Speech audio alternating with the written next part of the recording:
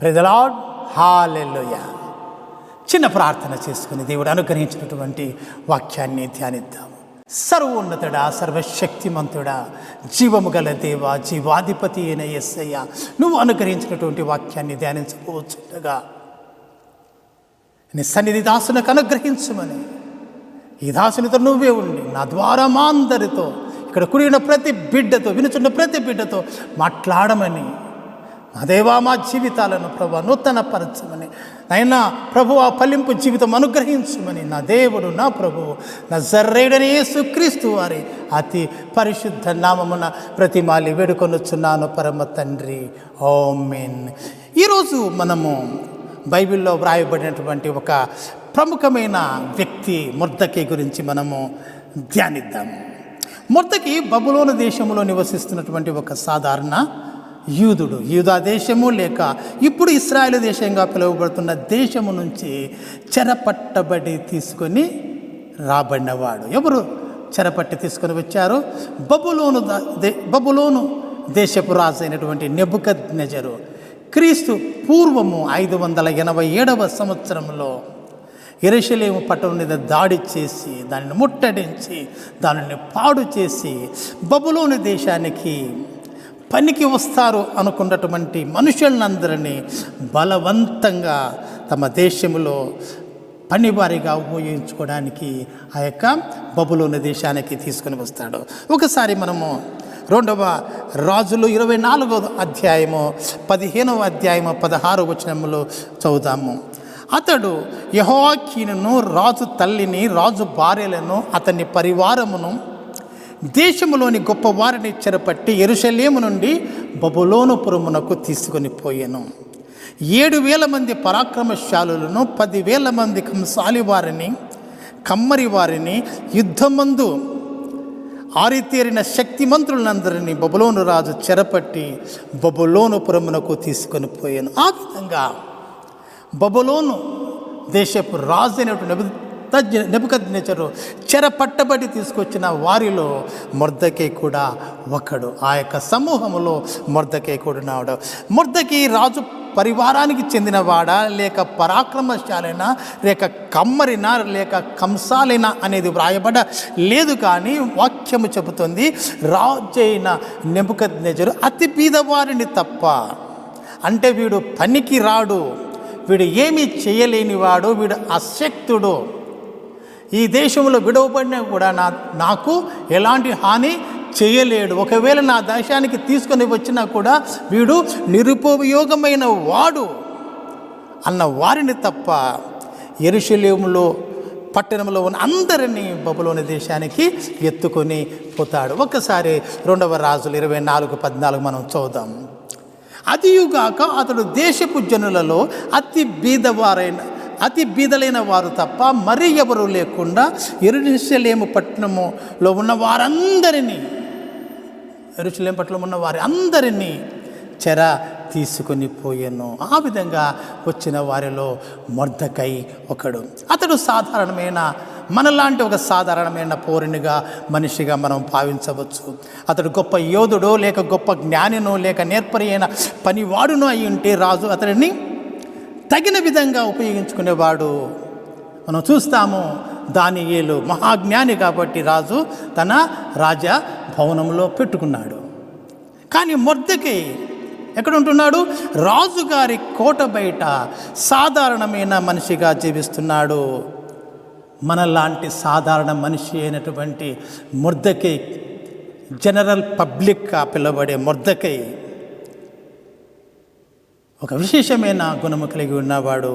అతడు దేవుని యందు భయభక్తులు గలవాడిగా చెప్పవచ్చు. దేవుని యందు భయభక్తులు గల యూదునిగా అతని చెప్పవచ్చు.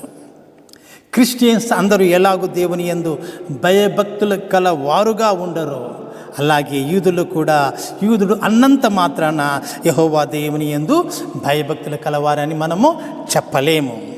అందుకే ఆ కాలములో 90% మంది దేవుని యందు భయభక్తులు లేని వారు కాబట్టే దేవుడైన యెహోవా వారినందరినీ ఆ యొక్క బబులోను దేశపు రాజుకు చెరకు అప్పగించాడు. యెహోవా దేవుడే బబులోను దేశానికి వారిని చెరగా అప్పగించాడు. వారి యొక్క భక్తి లేని జీవితాన్ని బట్టి, వారి భక్తిహీనతను బట్టి, వారి యొక్క అవిధేయతను బట్టి, ఆ దేవుని మాటకు లోబడనులని వాళ్ళ యొక్క మనస్సును బట్టి దేవుడే ఆ యొక్క యెరూషలేము నివాసులందరినీ బబులోను రాజైన నెబుకద్నెజరుకు ఆ చెరకు అప్పగించున్నాడు. కానీ 90% మంది అలా ఉన్నప్పటికీ దాదాపు 10% మంది ఆ యొక్క యూదులలో దేవుని యందు భయభక్తులు కలవారుగా ఉన్నారు. అలాంటి 10% మందిలో మొర్దెకై కూడా ఒకడు.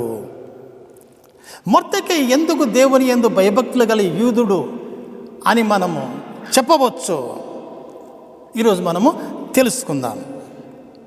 మొదటగా మనము చూసినట్లయితే బబులోను దేశానికి దాసుడుగా వచ్చిన మొర్దెకై ఆ యొక్క దేవుని ప్రేమ గలవానిగా మనము చూస్తాం. మొట్టమొదటి క్యారెక్టర్ అతడు దేవుని యందు భయభక్తులు కలవాడుగా అని మనము అతన్ని ఎలాగ మనము చెప్పవచ్చు అంటే అతడు దేవుని ప్రేమ గలవానిగా మనము చూస్తాం.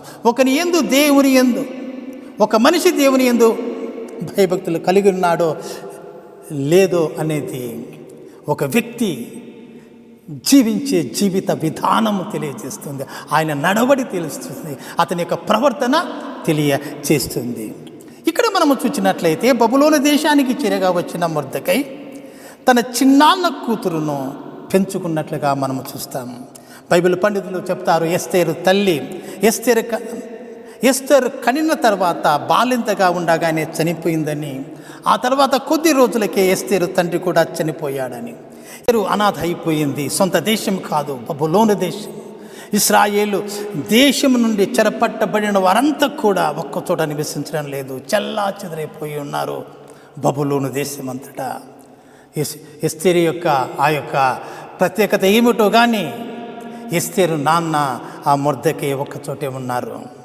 మొర్దెకై ఆమెను అనాథగా వదిలిపెట్టలేదు.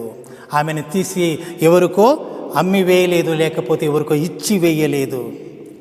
వరుసకు చెల్లెలైన ఎస్తేరును ఒక కూతురిలాగా పెంచాడు. ఎందుకు చెప్తున్నానంటే యూదులు బబులోను దేశంలో దాసులుగా పనివారిగా బ్రతుకుతున్నారు. ఎందుకు ఆ యొక్క మొర్దెకై ఎస్తేరును పెంచుకోవడం అనేది ఒక ప్రత్యేకమైన విషయం. ఎందుకంటే యూదులు బబులోను దేశంలో పనివారిగా బ్రతుకుతున్నారు, వారికి పొట్ట గడవడమే కష్టంగా ఉంటుంది. అటువంటి పరిస్థితుల్లో ఒక్క మనిషిని పెంచడం కూడా భారమే. అందులో ఒక ఆడపిల్లను పెంచి పెద్ద చేయడము చాలా కష్టం. ఒక అందమైన ఆడపిల్లను పెంచి పెద్ద చేయడము చాలా కష్టము. ఆ ఆడపిల్ల వల్ల ఏమీ ఆదాయము రానప్పుడు, ఏ ఆస్తులు రానప్పుడు, అంత ఖర్చే అని అనుకున్నప్పుడు ఎవరు పట్టించుకుంటారు? ఈ కాలం మనం చూస్తున్నాము, సొంత అన్నదమ్ములే, రక్త సంబంధులే గొడవ పడుతున్నారు, కొట్టుకుంటున్నారు, చంపుకుంటున్నారు అసూయతోనూ. కొన్నిసార్లు ఒక అడుగు భూమి కోసం. అటువంటిది తన చిన్నాన్న కూతురును మొర్దెకై చేరదీశాడు, తన కన్న బిడ్డలా పెంచాడు. రక్త సంబంధికులైన అన్నదమ్ములు గొడవ పడుతున్నారు, కొట్టుకుంటున్నారు, చంపుకుంటున్నారంటే దానికి కారణం ఏంటి? వారిలో దేవుని ప్రేమ లేదు. వారు దేవుని యందు భయభక్తులు లేని వారని అర్థము. అన్నదమ్ములే కాదు, అక్క చెల్లెళ్ళు, తల్లి కూతురు, తండ్రి కూతురు, కొడుకు, ఇలా మొదలైన సంబంధాలన్నీ కూడా వాళ్ళు గొడవ పడుతున్నారంటే, వాళ్ళు కొట్టుకుంటున్నారంటే, ఒకరినొకరు నిందించుకుంటున్నారంటే ఒకే ఒక అర్థం, వారిలో దేవుని ప్రేమ లేదు. వారిలో దేవుని ప్రేమ లేదు కాబట్టి మనము చెప్పవచ్చు వారు దేవుని యందు భయభక్తులు లేనివారని. కానీ మొర్దెకై అలా కాదు, దేవుని ప్రేమను చూపించాడు. ఒకసారి ఎస్తేరు గ్రంథము 2వ అధ్యాయము 6వ వచనం చూద్దాం. షూషను కోటలో బెన్యామీయుడగు కీషునకు పుట్టిన షిమీ కుమారుడగు యాయూరు వంశస్థుడైన మొర్దెకై అని ఒక యూదుడుండెను. బబులోను రాజైన నెబుకద్నెజరు యూదా రాజైన యెకొన్యాను ఇప్పుడు ఇతడు యెకన్యాతో కూడా యెరూషలేము నుండి బడిన వారిలో ఒకడు. తన పినతండ్రి అయిన హదస్స అను ఎస్తేరు తల్లిదండ్రులు లేనిదే ఉండగా ఆమెను పెంచుకొనెను. ఆమె అందమైన రూపమును సుందర ముఖమును గలదే ఉండెను. ఆమె తల్లిదండ్రులు మరణము పొందిన తర్వాత ఆమెను తన కుమార్తెగా స్వీకరించెను. చెల్లెలు వరుస అయిన ఎస్తేరును ఒక కూతురిలాగా పెంచినట్లుగా ఆ యొక్క వాక్యములో మనము చూస్తాము. దేవుని ప్రేమ ఎలా ఉంటుందంటే, నేను నీకు మేలు చేస్తే నాకు ఏమి వస్తుంది అని ఆలోచించదు. నాకు తిరిగి ఏమొస్తుంది? నన్ను ప్రేమించడం వల్ల, నీకు మేలు చేయడం వల్ల, నీకు సహాయం చేయడం వల్ల నేనేమి లబ్ధి పొందుకుంటానని దేవుని ప్రేమ ఆలోచన చేయదు. కేవలం మేలు మాత్రమే చేస్తుంది. శత్రువుకు కూడా మేలు చేస్తుంది. తనను ద్వేషించే వారికి కూడా అది మేలు చేస్తుంది. మనము దేవుని యందు భయభక్తులు కలిగి ఉండి ఆ దేవుని యొక్క ప్రేమతో నింపబడి ఉంటే. కాబట్టి మొర్దెకై ఒక అన్నలా కాకుండా ఒక తండ్రిలాగా ఆమెను పెంచాడు. ఒక తండ్రిలాగా ఆమెను పెంచాడు. ఒక అనాథను ఏమీ లేని దానిని, ఒక ఆడపిల్లను, ఏ ఫలము ఆ చిన్న పిల్ల నుంచి ఆశించకుండా, ఆ చిన్న పిల్ల కోల్పోయిన తల్లిదండ్రుల ప్రేమను తానే తండ్రి అయి తల్లిదండ్రుల ప్రేమను చూపిస్తూ ఒక కన్ను కూతురిలాగా ఎస్తేరును పెంచాడు. అందుకే మొర్దెకై దేవుని యొక్క ప్రేమను చూపించాడని చెప్పవచ్చు. ఇలాంటి ప్రేమను దేవుని యందు భయభక్తులు కలవారే చూపిస్తారు. ఇలాంటి ప్రేమను దేవుని యందు భయభక్తులు గలవారే చూపిస్తారు. అందుకే దేవుని యందు భయభక్తులు కలవాడు మొర్దెకై అని మనము చెప్పవచ్చు. రెండవ విధిగా మనము చూస్తే మొర్దెకై ఎస్తేరును ఒక క్రమ పద్ధతిలో దేవుని యందు భయభక్తులు గల అమ్మాయిగా పెంచాడు. సామాన్యంగా ఒక మనిషి అందంగా ఉన్నప్పుడు, చూడడానికి చక్కగా ఉన్నప్పుడు, చుట్టుప్రక్కల వాళ్ళు ఆ అందము గురించి, ఆ అందరం గురించి మాట్లాడుతున్నప్పుడు సహజంగానే మనిషిలో గర్వం పుడుతుంది. నువ్వు చాలా అందగత్తెవు, నువ్వు చాలా తెలివైన దానివి, నువ్వు చాలా గొప్ప దానివిని, లేకపోతే గొప్పవాడివని చుట్టుపక్కల వాళ్ళు అంటున్నప్పుడు సహజంగానే మనిషిలో గర్వం పుడుతుంది. వాక్యం చెప్తుంది, ఎస్తేరు సుందరమైన ముఖమును, చూడచక్కని శరీరమును కలిగి ఉన్నదని. అయినా బైబిల్లో ఎక్కడ కూడా ఎస్తేరు గర్వించి మాట్లాడిందని కానీ, గర్వించి ప్రవర్తించిందని కానీ వ్రాయలేదు. ఒకసారి ఎస్తేరు 2:9 మనము చదువుదాం. ఆ చిన్నది అతని దృష్టికి ఇంపైనది గనుక ఆమె అతని వలన దయ పొందెను. ఆ చిన్నదంటే ఇక్కడ వాక్యంలో వ్రాయబడి ఉంది. ఆ చిన్నదంటే ఎస్తేరు. ఎవరి దయ పొందింది? ఆమె రాజనగరంలో కన్యకలందరినీ రాజు కోసము ఎవరైతే సిద్ధపరుస్తున్నారో ఆ అధిపతి పేరు హేగే. ఆ హేగే యొక్క దయను పొందుకుంది ఎస్తేరు అని ఈ వాక్యంలో వ్రాయబడింది. అలాగే ఎస్తేరు 2:17 వ్రాయబడింది, స్త్రీలందరికంటే రాజు ఎస్తేరును ప్రేమించెను, కన్యకలందరికంటే ఆమె అతని వలన దయా దాక్షిణ్యములు పొందెను. ఎలా సాధ్యం అంటే ఎస్తేరు తాను అందగత్తెను అన్న గర్వము ఎక్కడ కూడా చూపలేదు. ఎక్కడ కూడా నేను అందగత్తెను అనే ఆ యొక్క గర్వము ఆమెలో ఎక్కడ కూడా చూపలేదు. గర్వించి ప్రవర్తించలేదు. గర్వించి ఎక్కడ కూడా మాట్లాడుతాను తాను హెచ్చుగొంచుకొని ఆ రాజుల యొక్క ఆ స్త్రీలను సిద్ధపరుస్తున్న అధిపతిదైన హేగే దగ్గర కూడా ఎక్కడ కూడా ఆమె గర్వంగా ప్రవర్తించలేదు. నేను చూడు ఎంత అందగత్తెనో, నన్ను గాక ఎవరు రాజు సెలెక్ట్ చేసుకుంటారని ఆమె ఆ యొక్క అహంకారంతో ప్రవర్తించలేదు. ఆమె ఎలా సాధ్యం? ఇది ఎలా సాధ్యం? ఒకసారి మనం చూస్తాం. 2:20 ఎస్తేరు మొర్దెకై పోషణ యందున్న కాలమున చేసినట్లుగానే ఇప్పుడును అతని మాటకు లోబడుచుండెను. ఎస్తేరు రాణి అయింది, రాజు యొక్క దయ పొందుకుంది, రాణి అయింది. రాణి అయిన తర్వాత కూడా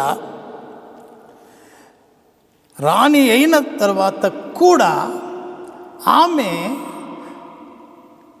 మొర్దెకై తన్ను పోషించుచున్నప్పుడు, తన్ను సాకుతున్నప్పుడు ఎలాగైతే మొర్దెకై లోబడి ఉందో, రాణి అయిన తరువాత కూడా మొర్దెకైకి ఆమె లోబడింది. ఎంత గొప్ప మాట వ్రాయబడింది ఇక్కడ.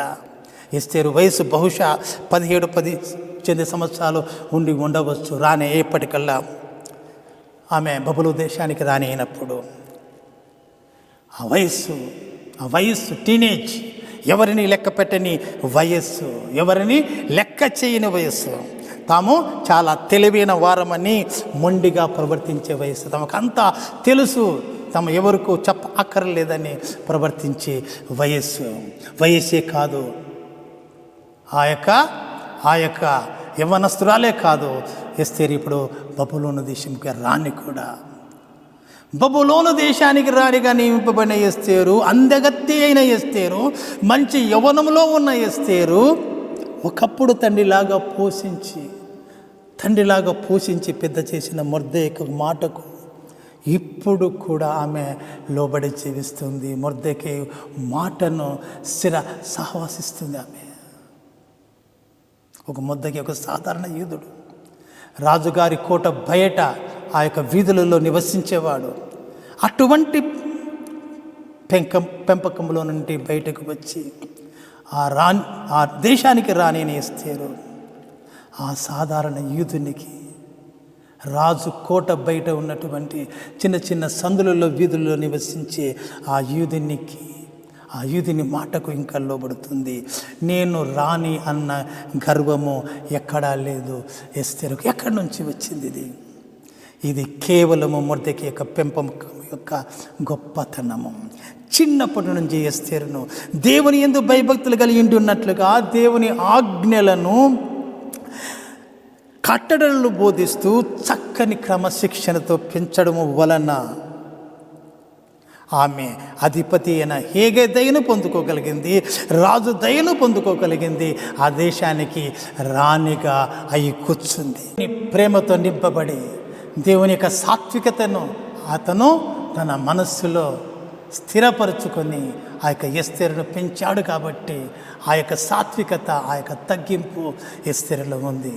కాబట్టి రాణి అయిన తర్వాత కూడా ఆమె మొర్దెకై లోబడుతుంది. చెప్పడం లేదు మొర్దెకైతో, నీకు నాకు సంబంధం ఉందని, నేను చెల్లెల్ని అవుతానని చెప్పేసి ఎవరితో చెప్పుకోవద్దు, నా పరువు పోతుంది, నేను రాణిని, నువ్వు సాధారణ పౌరునివి, కోట బయట నివసించేవానివి, కావాలంటే నీకు ఏదైనా ధన సహాయం చేస్తాను, కావాలంటే ఇంత బంగారు వెండి నీకు నేను ఇస్తాను, కానీ నా గురించి నువ్వు ఎక్కడ చెప్పుకోవద్దని ఎస్తేరు అనలేదు. ఎందుకు మాట చెప్తున్నానంటే, ఈ కాలంలో మనం కొంతమంది పిల్లలను మనం చూస్తుంటాము, బాగా చదువుకొని అభివృద్ధిలోనికి వచ్చి గొప్ప అధికారంలో కానీ, గొప్ప పలుకుబడి స్థానంలో కానీ వాళ్ళు నిలబడినప్పుడు తమ కన్న తల్లిదండ్రులను కూడా వారు నా తల్లి, వారు నా తండ్రి అని చెప్పుకోవడానికి సిగ్గుపడుతుంటారు. బహిరంగంగా తన స్నేహితులకు తన చుట్టూ ఉన్న మనుషులకు పరిచయం చేయడానికి వెడకారుతూ ఉంటారు. ఎందుకంటే తన పరువు పోతుంది. ఇలాంటి వారు, ఇలా పని చేసుకునేవారు, కూలి పని చేసుకునేవారు, ఇలాంటి చిన్న చిన్న ఉద్యోగాలు చేసుకునేవారు, నా తల్లిదండ్రులు అంటే నా పరువు పోతుందని చెప్పేసి తల్లిదండ్రులను దాచిపెట్టేవారిగా, లేకపోతే తల్లిదండ్రులను ఎవరో నాకు తెలియని వారని చెప్పుకునేవారిగా ఉంటున్నటువంటి ఈ కాలంలో రాణి అని ఎస్తేరు మొర్దెకైకి లోబడి జీవిస్తుంది. అది ఆమెలోని ఆ యొక్క సాత్వికత, ఆ యొక్క తగ్గింపు జీవితము మనకు తెలియచేస్తుంది. చాలా వరకు మనం చూస్తుంటాము. ఇంకొక విధంగా తల్లిదండ్రులు పిల్లలను ప్యాంపర్ చేసి పెంచుతూ ఉంటారు, చేసిన తప్పులను, అల్లరి చేష్టలను సమర్థిస్తూ ఉంటారు, గారాబము చేస్తుంటారు, అడిగినవన్నీ కొనిస్తూ ఉంటారు. వాళ్ళు అనుకుంటారు మేము మా పిల్లలను చాలా చక్కగా ప్రేమిస్తున్నాము, బాగా పెంచుతున్నాము అనుకుంటారు. ఇది దేవుని యందు భయభక్తులు లేని తల్లిదండ్రులు పిల్లలను పెంచే విధానమని నేను ప్రభుపేట మనవి చేయుచున్నాను. ప్రేమించండి కానీ గారాబము చేయవద్దని నేను మీకు ప్రభుపేట మనవి చేయుచున్నాను. దేవుని యందు భయభక్తులు గల తల్లిదండ్రులు దేవునికి భయపడుతూ, దేవుని మాటకు విధేయత చూపిస్తూ, దేవునికి లోబడి జీవించడమే కాకుండా పిల్లలను కూడా దేవునికి భయపడేవారిగా పెంచుతారు. దేవుని యందు భయభక్తులు వాళ్ళకు చిన్నతనం నుంచి వాళ్ళకు నేర్పిస్తూ ఉంటారు. బైబిల్లోని వ్యక్తులను ఉదాహరణగా తీసుకుని వారి గురించి చెప్తూ దేవుని యందు భయభక్తులు కలిగి దేవుని మాటలను వింటూ దేవుని యొక్క మాటలకు లోబడి దేవుడు చెప్పినట్లు కనుక చేస్తే ఆశీర్వాదము, విజయము, పరీక్షల్లో పాస్ అవడము జరుగుతాయి. మంచి చదువు, మంచి ఉద్యోగము దేవుడే ఇస్తాడు అని భయభక్తులతో పిల్లలను పెంచుతారు. ఆయన మాటకు కనుక మనం విధేయత చూపించకపోతే ఆ ప్రభువు మనల్ని శిక్షిస్తాడు. మనం ఏమీ పొందుకోలేము, ఏ మేలు పొందుకోలేమని క్రమశిక్షణతో ఆ పిల్లలను పెంచుతారు. నువ్వు చాలా గొప్పవానివిరా, నువ్వు తోపువురా అని పిల్లలతో మనము చెప్పము. దేవుని యందు భయభక్తులతో దేవుని పట్ల అనుకోగల వారిగా మనము పిల్లలను పెంచుతాము. ఎవరు? దేవుని యందు భయభక్తులు కలిగిన తల్లిదండ్రులను దేవుని యొక్క భయములో పిల్లలను పెంచుతారు. సో ఎస్తేరు బబులోను దేశానికి రాణిగా ఉన్నప్పుడు ఆమెకు అందము ఎంత ప్రాముఖ్యమైన పాత్ర పోషిస్తుందో, ఆమె ఎస్తేరు బబులోను దేశానికి రాణిగా అయినప్పుడు ఆమె అందము ఎంత ప్రాముఖ్యమైన పాత్ర పోషించిందో అంతకన్నా ఎక్కువగా మొర్దెకై ఆమెను పెంచి పెద్ద చేసిన విధానం అని చెప్పవచ్చు. గొప్ప పాత్ర మొర్దెకై పెంచి పెద్ద చేసిన విధానమే ఆమెకు ఆ యొక్క రాణి స్థానము పొందుకునేట్లు చేసిందని చెప్పవచ్చు. ఆమె యొక్క అందము చూసి, ఆమె యొక్క రూపాన్ని చూసి అక్కడికి తీసుకొని పోయారు, కానీ ఆమె యొక్క ప్రవర్తననే ఆమెను ఆ యొక్క దేశానికి రాణిగా చేసినట్లు మనము చెప్పలో ఉన్న తగ్గింపు స్వభావము, దేవుని యందు భయభక్తులు కలిగి దేవుని మాటకు లోబడి జీవించే స్వభావము ఆమెను ఆ ఉన్నత శిఖరాలకు చేర్చింది. ఈ స్వభావము అంతా కూడా ఆమె మొర్దెకై పెంపకములో పొందుకుంది. ఆమె తల్లిదండ్రులు బ్రతికి ఉంటే కూడా ఆమెను మొర్దెకై పెంచినట్లు పెంచి పెద్ద చేసి వారు కాదేమో అని మనకు అనిపిస్తుంది. అంత గొప్పగా ఆమెను పెంచినాడు మొర్దెకై. దేవుని సాత్వికత కలిగి జీవించేటట్లుగా ఆమెను పెంచాడు. దేవుని యందు భయభక్తులు గలవారి దానిగా పెంచాడు. అందుకే మొర్దెకై దేవుని యందు భయభక్తులు కలవాడని మనము చెప్పవచ్చు. మూడవదిగా మనము చూస్తే దేవుని యందు భయభక్తులు కలవాడు ఎప్పుడు కూడా పిరికివాడిగా ఉండడు, పరిశుద్ధ ధైర్యంతో నింపబడి ఉంటాడు. పరిశుద్ధ ధైర్యంతో నింపబడి ఉంటాడు. మొర్దెకై సాధారణమైన మనిషి, బబులోను దేశంలో నివసిస్తున్నటువంటి ఒక దాసుడు. దాసునికి ప్రశ్నించే అధికారము ఉండదు. అది రాజుల కాలము, ఓట్ల ద్వారా ఎన్నుకున్నటువంటి ప్రభుత్వం కాదు. కాబట్టి దాసుడు యజమానుడు చెప్పింది చేయాలి, అధికారికి లోబడి ఉండాలి. మొర్దెకై ఆ యొక్క షూషను కోట యొక్క బబులోను దేశపు ఆ యొక్క షూషను కోట పరిసర ప్రాంతంలో నివసించేవాడు. తమ సమయాన్ని ఎక్కువగా రాజు కోట బయట గడిపేవాడు. అప్పుడు ఒక సంఘటన జరుగుతుంది. ఎప్పుడైతే మొర్దెకై ఆ రాజుగారి కోట బయట ఉంటున్నాడో అక్కడ సంచరిస్తుంటాడో అప్పుడు ఒక సంఘటన జరుగుతుంది. బబులోను రాజు అయిన అశ్వేరోషు తన దగ్గర పనిచేసి హమాను అని ఒక అధిపతిని అక్కడ ఉన్న అధిపతుల కంట కూడా హెచ్చిస్తాడు. బైబిల్లో వ్రాయబడింది, రాజు అయిన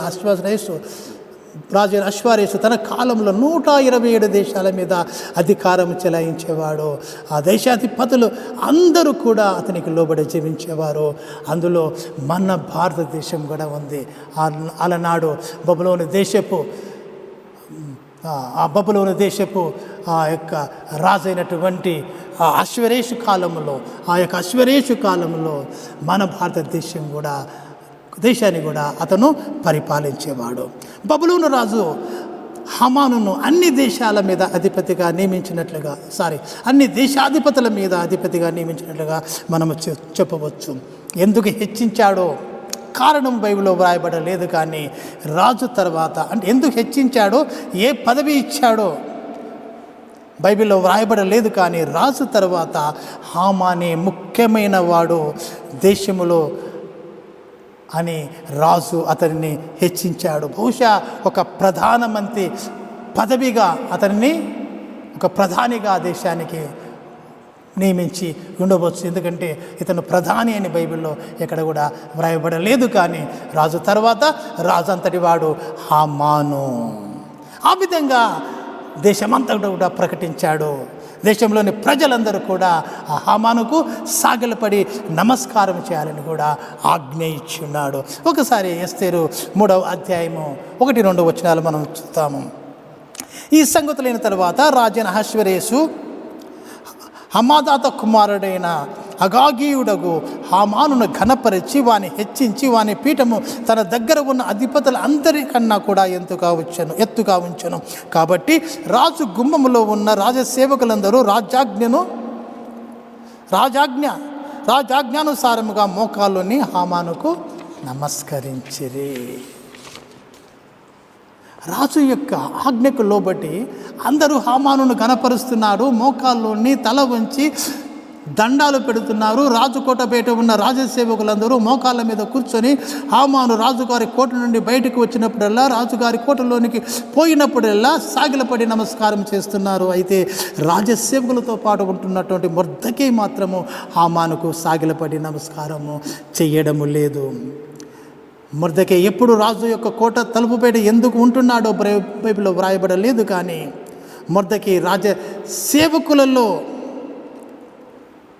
ఒకడు ఉన్నాడా అని చెప్పడానికి కూడా లేదు.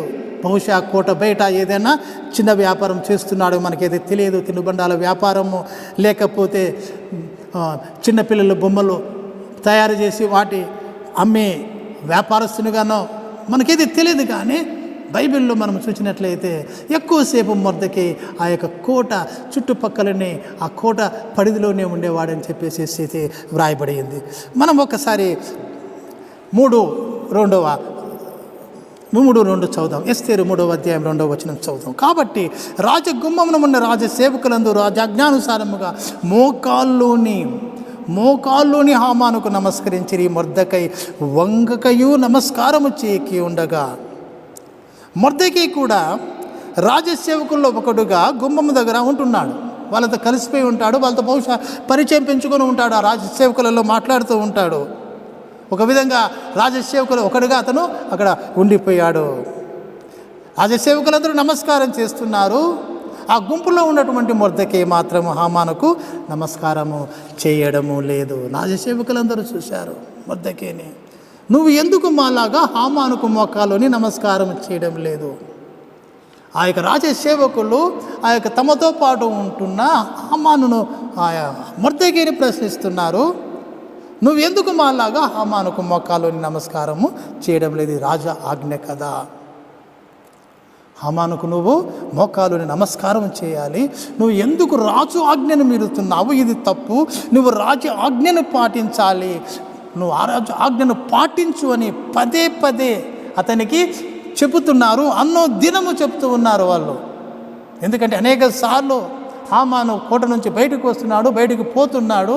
వీళ్ళైతే ఆ విధంగా ముఖాల్లోని నమస్కారం చేస్తున్నారు. మొర్దెకై చేయకున్నాడు కాబట్టి ప్రతి దినము అతనికి చెప్తున్నారు, మొర్దెకై నువ్వు ఈ పని చేయాలి, ఇది రాజు ఆజ్ఞ, నువ్వు రాజు ఆజ్ఞను అతిక్రమించకందని చెప్తున్నాడు. అప్పుడు పదే అన్ని దినము అతనితో చెప్తున్నప్పుడు మొర్దెకై అంటాడు, నేను యూదుడను, ఆ పని చేయజాలను. నేను యూదుడను, ఆ పని చేయజాలను. నేను యూదుడను, యెహోవా దేవుని సేవించేవాడును, ఆయన ఆజ్ఞలను పాటించేవాడును. పైన ఆకాశం అందే కానీ కింద భూమి ఎందే కానీ భూమి కింద ఉండు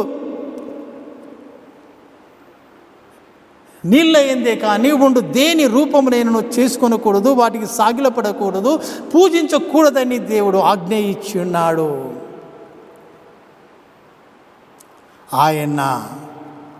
ఆయన ఒక బొమ్మకి, ఒక విగ్రహానికి సాగిలపడదని ఆజ్ఞ ఇచ్చినప్పుడు నేను ఎట్లా ఒక మనిషికి సాగిలపడి నమస్కారం చేస్తాను? మొర్దెకై అంటున్నాడు, నేను యూదుడను, నేను మోకాళ్ళ మీద నమస్కారం చేయను, ఒక మా దేవుడైన యెహోవాకు తప్ప ఎవరికి నేను అలా నమస్కారం చేయను.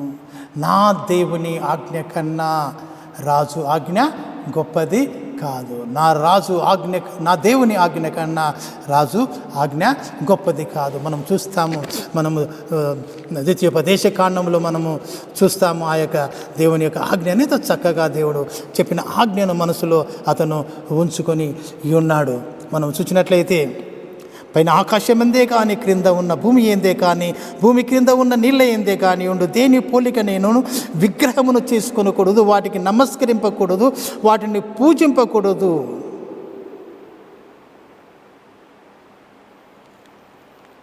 వాటికి నమస్కరింపకూడదు, వాటికి పూజింపకూడదు. మొర్దెకై అంటున్నాడు, నా దేవుని ఆజ్ఞ కన్నా రాజు ఆజ్ఞ గొప్పది కాదు.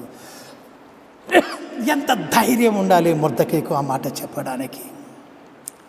రాజైన నెబుకద్నెజరు చేత బబులోను దేశానికి చెరపట్టబడి తేబడ్డ దాసుడు.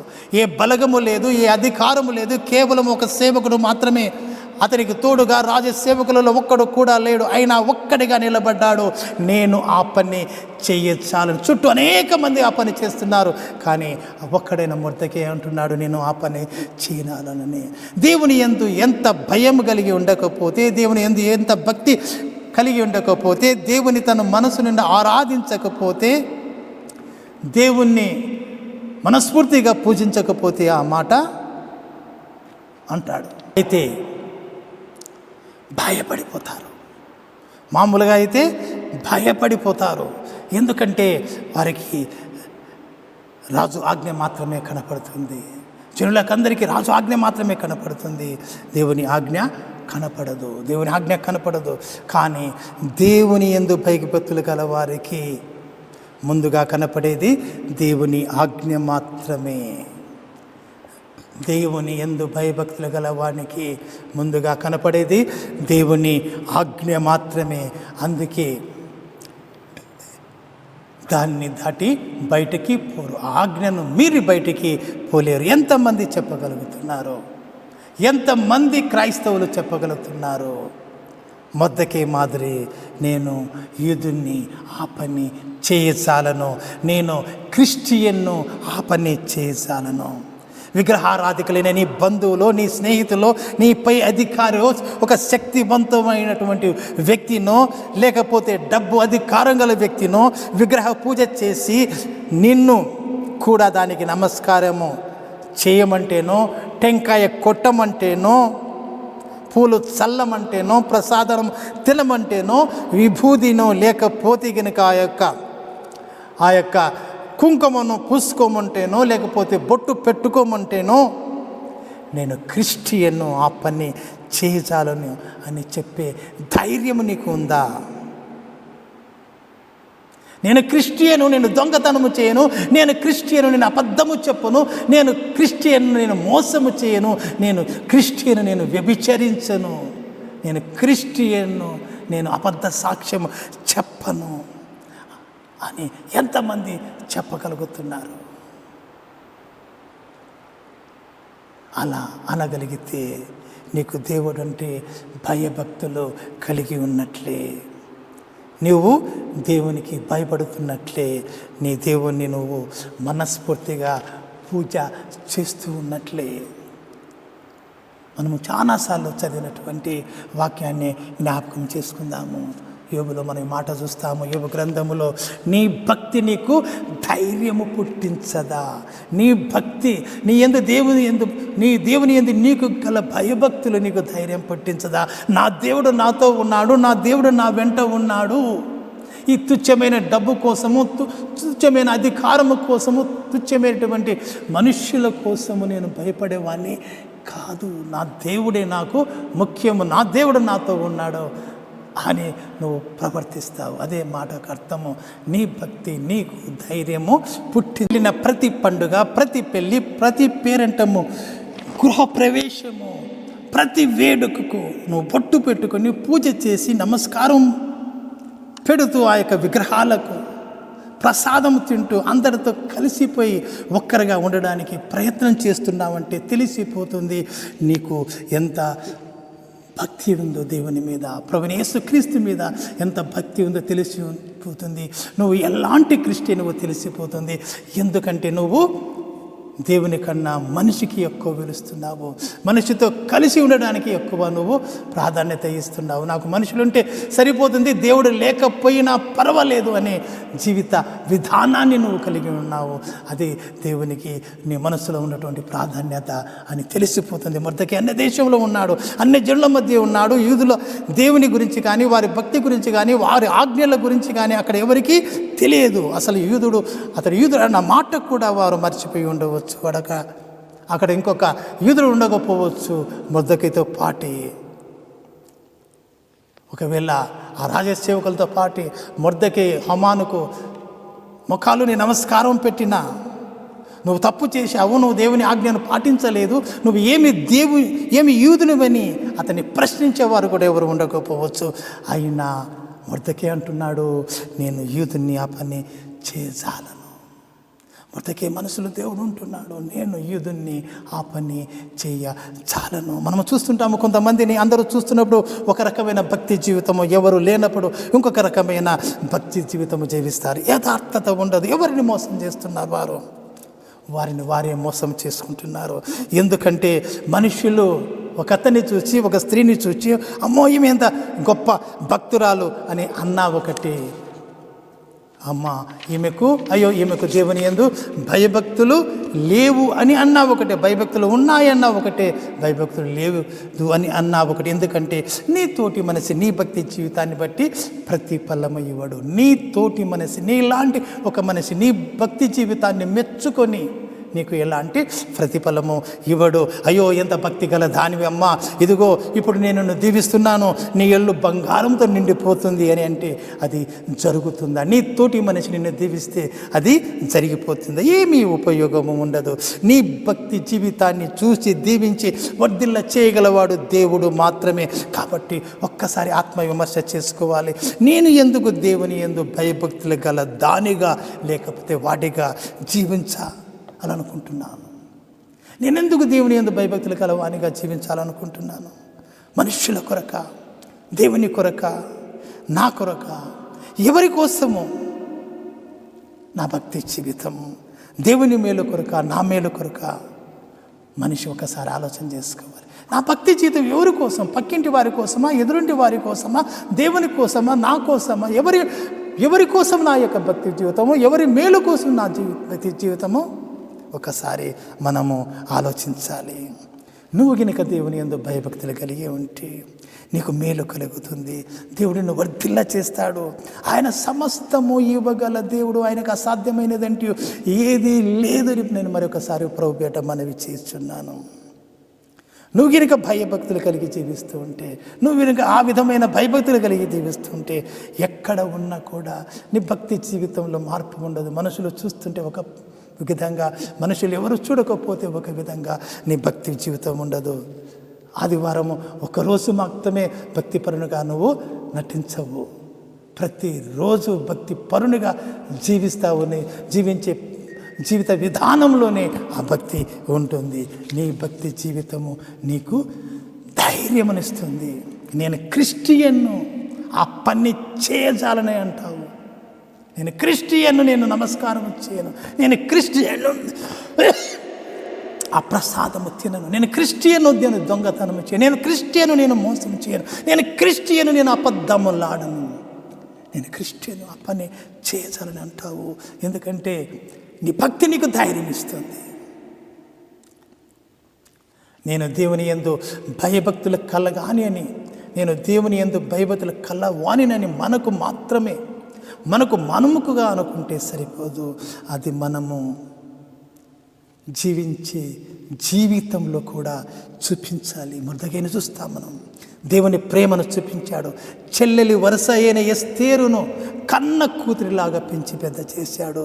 దేవుని యందు భయభక్తులు గల బిడ్డగా చేశాడు. ఆ దేశంలో స్త్రీలందరికన్నా ఘనమైన స్త్రీగా ఆమెను నిలవబెట్టాడు.